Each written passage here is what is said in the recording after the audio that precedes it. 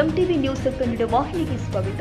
ಕಬ್ಬಿಗೆ ಸೂಕ್ತ ಬೆಂಬಲ ಬೆಲೆ ನಿಗದಿ ಮಾಡುವುದು ಸೇರಿದಂತೆ ರೈತರ ವಿವಿಧ ಬೇಡಿಕೆ ಈಡೇರಿಸುವಂತೆ ಆಗ್ರಹಿಸಿ ಬುಧವಾರ ಸಂಜೆ ಕರ್ನಾಟಕ ರಾಜ್ಯ ರೈತ ಸಂಘ ಹಾಗೂ ಹಸಿರು ಸೇನೆಯ ಮುಖಂಡರು ಎಸ್ ನಿಜಲಿಂಗಪ್ಪ ಸಕ್ಕರೆ ಸಂಸ್ಥೆಗೆ ಮುತ್ತಿಗೆ ಹಾಕಲು ಯತ್ನಿಸಿದಾಗ ಅವರನ್ನು ಪೊಲೀಸರು ಬಂಧಿಸಿರುವ ಘಟನೆ ಸಂಭವಿಸಿದೆ.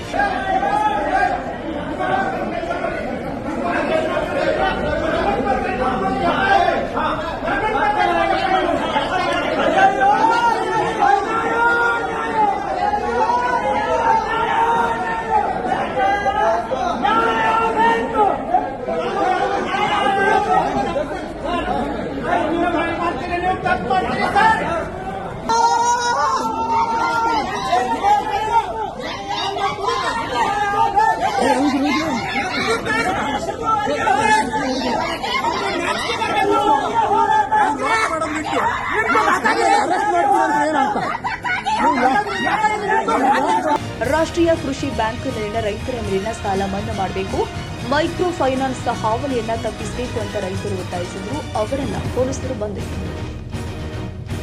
ತಾಜಾ ಸುದ್ದಿಗಾಗಿ ಎಂಟಿವಿ ನ್ಯೂಸ್ 24x7ಗೆ ಸಬ್ಸ್ಕ್ರೈಬ್ ಮಾಡಿ ಮತ್ತು ಬೆಲ್ ಐಕಾನ್ ಅನ್ನು ಒತ್ತಿ. ತಪ್ಪದೇ ಲಿಂಕ್ ಶೇರ್ ಮಾಡಿ.